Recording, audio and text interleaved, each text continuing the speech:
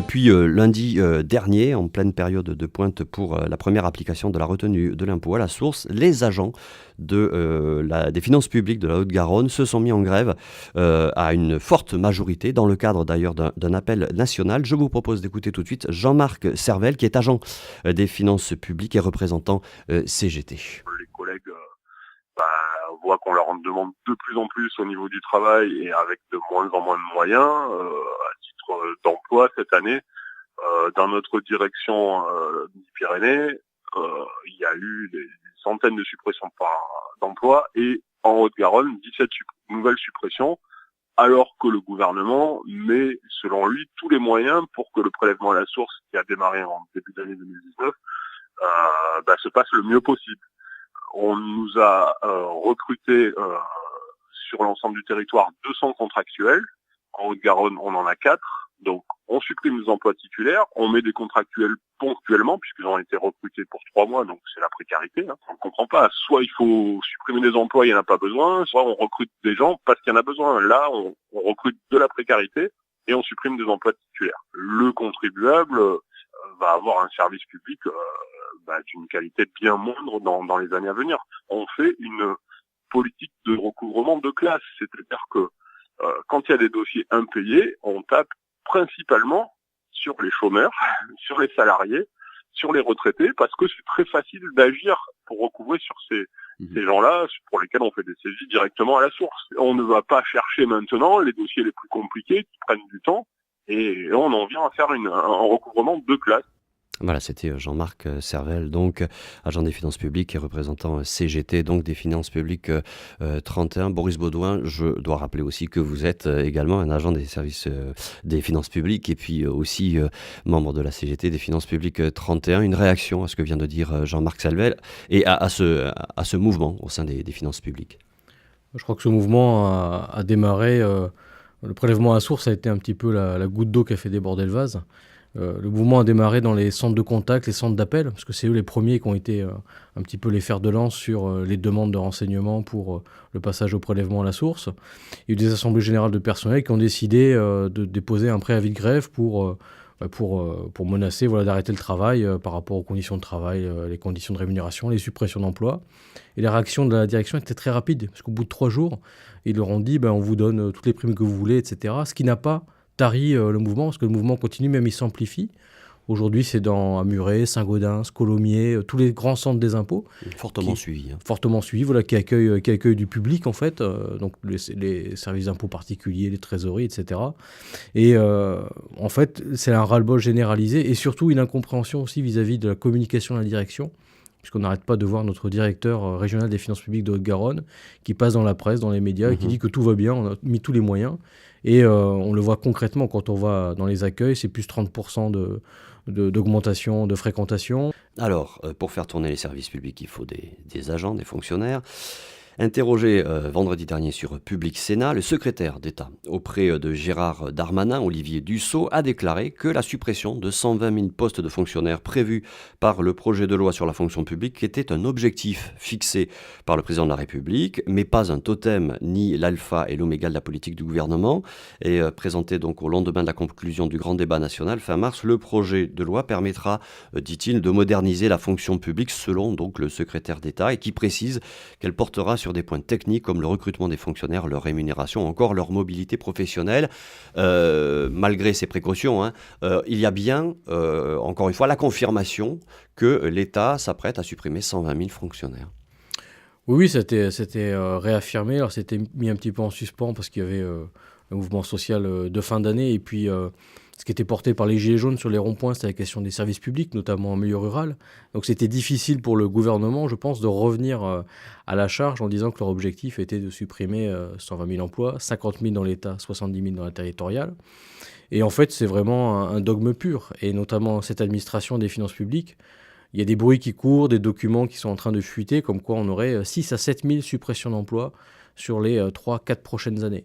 Donc comment on va pouvoir recouvrer ces fameuses 60 à 70 milliards de fraude fiscale chaque année, faire un accueil de proximité. Il y a le rapport pas la Cour des comptes, mais le rapport du défenseur des droits, Jacques Toubon, qui récemment dit la numérisation, c'est bien, mais sauf qu'il ne faut pas oublier d'avoir un contact humain, et c'est ce qui est essentiel pour les usagers, notamment en milieu rural. Et en supprimant des emplois, vu les projets qu'on a, c'est vraiment une coupe sombre qui est faite dans les services publics. Et encore une fois, l'objectif est vraiment idéologique, parce que c'est demain des services, on en aura toujours besoin, mais c'est de permettre au public, au privé, pardon, d'opérer ces missions avec un but, bien sûr, beaucoup plus lucratif. Ouais, mais on va vous répondre qu'il y a un contexte économique qui se dégrade d'ailleurs, puisqu'on a vu que la croissance n'était pas au rendez-vous, en tout cas moins que ce que pouvait envisager le gouvernement, qu'il y a la règle des 3% et que l'on est fortement endetté, et qu'en plus, et c'est aussi ce qui transparaît dans les revendications des Gilets jaunes, il y a une espèce de ras-le-bol fiscal. Est-ce que dans ce contexte-là, le gouvernement n'est pas légitime à vouloir réduire le nombre de fonctionnaires? Alors réduire le nombre de fonctionnaires, moi je pense qu'il faut regarder aussi par rapport à la question du chômage. Aujourd'hui, il y a besoin d'emplois et besoin de services publics pour développer l'emploi privé aussi. Quand on fait à chaque fois la défense des trésoreries de proximité, que ce soit les élus, que ce soit les commerçants, tout le monde nous dit qu'on a besoin d'activité, et le service public dans un territoire est une activité qui permet aux usagers de venir acheter leur baguette de pain ou autre, de faire vivre le village ou faire vivre la commune. Donc aujourd'hui, supprimer des fonctionnaires, c'est purement idéologique, on le dit.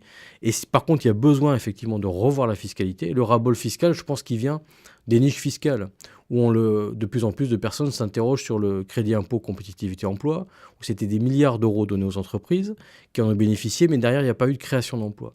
Donc je pense que le ras-le-bol fiscal vient plutôt du fait de cette inégalité, et que, grosso modo, plus on est gros, plus on peut se permettre d'avoir des conseils fiscaux et d'échapper, de faire vraiment de l'optimisation pour échapper à l'impôt, alors que quand on est un kidam, on paye notre dû. Alors, une information qui est passée un petit peu inaperçue, mais selon un rapport de l'association Attac, de 2010 à 2017, les entreprises du CAC 40 ont connu une hausse de 9,3% de leurs bénéfices. Les sommes versées aux actionnaires ont augmenté de 44%, alors que le montant des impôts payés a reculé, lui, de 6,4%. Les emplois en France ont, eux, reculé de 20%. Dans ces entreprises qui représentent 1300 milliards d'euros de chiffre d'affaires, soit environ la moitié du produit intérieur brut de la France, 2018 a été une année record pour les actionnaires. Ils ont perçu un total de 57,4 milliards d'euros. Plus de 60% des profits des entreprises du CAC 40 sont revenus aux actionnaires.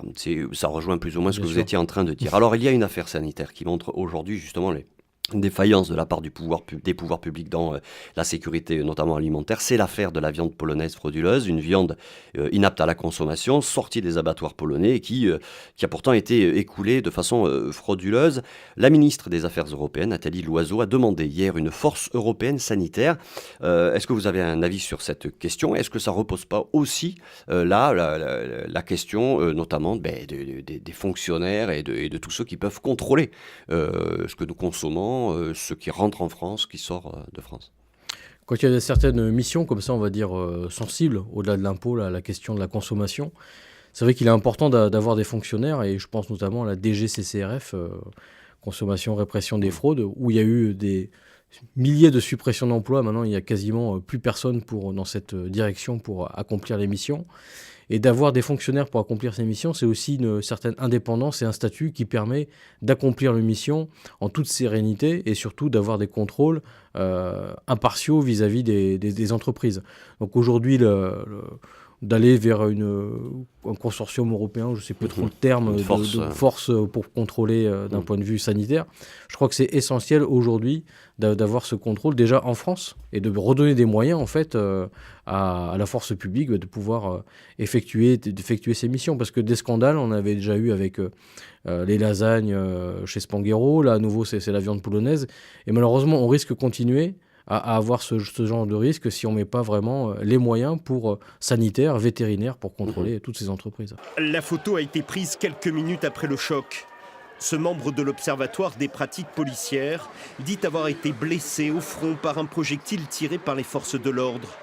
Le jeune homme de 34 ans était identifiable et portait une chasuble comme celle-ci pour suivre la 12e manifestation des Gilets jaunes.